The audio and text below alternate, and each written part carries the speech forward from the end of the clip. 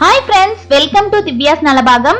இன்னைக்கு நம்ம மழை காலத்துக்கு ஏத்த மாதிரி சுட சுட சூப்பரான ஒரு கீரை வடை ரெசிபி தான் பார்க்க போறோம். எப்படி பண்றதுன்னு பார்க்கலாம் வாங்க.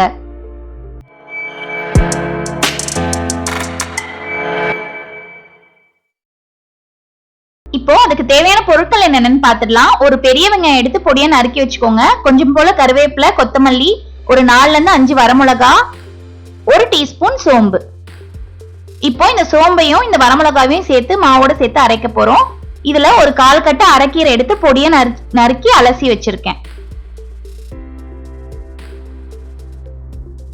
இப்போ ஒரு மிக்சியில ஒரு 3ல இருந்து 4 மணி நேரம் ஊற வச்ச கடலைப்பருப்பு, அரிசி அது ரெண்டையும் சேர்த்து நம்ம கொரன்னு அரைச்சு எடுத்துக்கலாம். இதோட அளவு என்னன்னா 2 கப் கடலைப்பருப்புக்கு 2 டேபிள் ஸ்பூன் அரிசி, பச்சரிசி சேர்த்திருக்கேன். இப்போ நம்ம எடுத்து வச்சிருக்க வரமிளகாவை இதுல சேர்த்துக்கலாம். சேர்த்துட்டு சோம்பு அதையும் சேர்த்து தேவையான அளவு உப்பு சேர்த்துக்கலாம். ஒரு 3/4 டீஸ்பூன் உப்பு சேர்த்துக்கோங்க. சேர்த்துட்டு இதை நல்லா கொரன்னு அரைச்சு எடுத்துக்கலாம். மைய அரைக்க கூடாது, அரைச்சா வடை நல்லா கிறிஸ்பியா இருக்காது. பாருங்க, இப்ப நான் அரைச்சு எடுத்துட்டேன். இந்த மாதிரி பருப்பும் இருக்கணும், அட் த சேம் டைம் கொரக்கொரனும் இருக்கணும், கொரப்பாவும் இருக்கணும். அதுக்கேற்ற மாதிரி அரைச்சு எடுத்துக்கோங்க. இதை நான் இப்போ ஒரு பவுல்ல டிரான்ஸ்ஃபர் பண்ணிக்கிறேன். இது கூட இப்போ நம்ம எடுத்து வச்சிருக்க பொடியா நறுக்கின வெங்காயம், கருவேப்பிலை,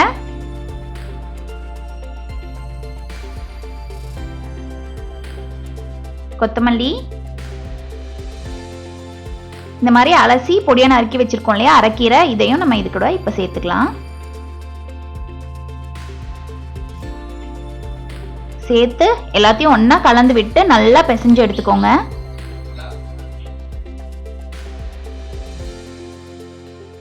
இந்த மாதிரி எல்லா பக்கமும் கீரை வந்து சேர்ற மாதிரி நல்லா ஒண்ணு போல பிசைஞ்சு எடுத்துக்கோங்க. இதுல வந்து நான் இன்னைக்கு அரைக்கீரை எடுத்திருக்கேன். நீங்க உங்களுக்கு பிடிச்ச மாதிரி எந்த கீரை வேணா எடுத்துக்கலாம்.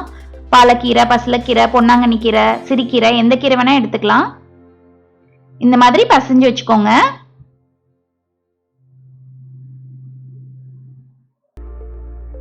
இது இப்படியே ஒரு பக்கமா இருக்கட்டும். நம்ம எண்ணெயை காய வச்சிடலாம். இப்போ ஒரு கடாயில நான் ஒரு 200ல இருந்து 250 கிராம் எண்ணெயை வந்து நான் சேர்க்கிறேன். கடலை எண்ணெய் தான் சேர்க்கிறேன். சேர்த்துட்டு எண்ணெய் வந்து நல்லா காஞ்சி வரட்டும். அதுக்குள்ளே நம்ம வடையை வந்து தட்டி வச்சுக்கலாம். இப்ப நான் வடையை எப்படி தட்டுறேன்னு நல்லா பாருங்க. வடையை வந்து இந்த மாதிரி ரவுண்டா உருட்டிட்டு நல்லா தட்டையா தட்டணும். ரொம்ப தடியா தட்டிடக்கூடாது. இந்த மாதிரி நான் தட்டிருக்கேன் பாத்தீங்களா, இந்த மாதிரி நல்லா தட்டையா தட்டுங்க. அப்பதான் வந்து வடை சாப்பிடும் போது நல்ல கிறிஸ்பியா இருக்கும். நீங்க அப்புறமா எடுத்து வச்சு சாப்பிட்டீங்கன்னா கூட ரொம்ப நல்லா கிறிஸ்பியா இருக்கும். இதுவே நீங்க கொஞ்சம் தடியா தட்டிட்டீங்க அப்படின்னா நடுவுல எல்லாம் வந்து உப்பிரும். சாப்பிடும் போது ஒரு மாதிரி சவுக்கு சவுக்குன்னு இருக்கும், நல்ல கிறிஸ்பியா இருக்காது. நான் கொஞ்சம் போலதான் எண்ணெய் எடுத்திருக்கேன். ஸோ அதனால ஒரு 4ல இருந்து 5 வடை நான் வந்து இந்த எண்ணெயில சேர்த்துக்கிறேன். இப்ப நிறைய எண்ணெய் எடுத்து நம்ம சேர்த்தோம்னா அதை நம்ம சமையலுக்கு வந்து ரொம்ப நாள் வச்சு யூஸ் பண்ற மாதிரி இருக்கும்.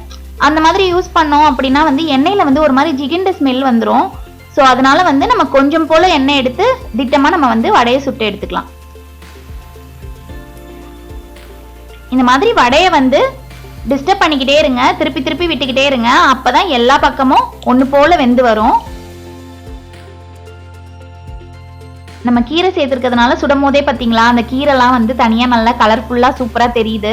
சாப்பிடும் போதும் இது ரொம்ப டேஸ்டாக இருக்கும். வெறும் ஒரு காரக்குழம்பு வச்சுட்டு இந்த மாதிரி கீரை வடை பண்ணி சாப்பிடலாம். இல்லை ஈவினிங் டைமுக்கு வந்து ஒரு டீக்கு வந்து ஒரு ஸ்நாக்காக சாப்பிடலாம். ரொம்ப அருமையாக இருக்கும். இந்த மாதிரி பொன்னிறமாக நல்லா வரணும். அது வரைக்கும் அதை திருப்பி திருப்பி விட்டுக்கிட்டே இருங்க. இப்போ இதை ஒரு பிளேட்டில் டிஷ்யூ போட்டு வச்சிருக்கேன். அந்த டிஷ்யூ மேல நான் இதை போட போறேன். ஏன்னா அப்பதான் வடையில இருக்க எண்ணெயெல்லாம் வந்து அந்த டிஷ்யூ வந்து நல்லா இழுத்துக்கும். அதுக்கப்புறமா நம்ம அதை இன்னொரு பிளேட்ல டிரான்ஸ்ஃபர் பண்ணிக்கலாம். ஸோ இப்போ நான் சுட்ட வடையெல்லாம் எடுத்து வச்சுக்கிட்டேன். இப்போ இந்த மாதிரி ஒரு பவுல்லையோ இல்லை பிளேட்லையோ டிரான்ஸ்ஃபர் பண்ணிட்டு அதுக்கு மேல நம்ம கருவேப்பிலைய நல்லா எண்ணெயில பொரிச்சு இது மேல சேர்த்துக்கலாம். ரொம்ப நல்லா டேஸ்டியா இருக்கும். இந்த ரெசிபியை நீங்களும் உங்க வீட்டில் செஞ்சு பாருங்க.